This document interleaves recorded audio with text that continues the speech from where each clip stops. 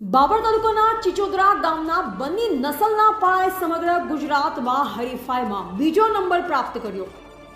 બાબર તાલુકાના ચિચોદરા ગામના પશુપાલક લાલાભાઈ માળી તરણેતરના પશુમેળામાં પોતાનો બન્ની નસલનો બાજ્યો પાળો લઈ ગયેલ, જ્યાં પશુ સ્પર્ધામાં પાળાએ સમગ્ર ગુજરાત રાજ્યમાં બીજા નંબર આવી 40,000 રૂપિયાનું ઇનામ જીતી સમગ્ર ગુજરાતની પશુ પ્રેમી જનતાનું આકર્ષણનું કેન્દ્ર બન્યો હતો.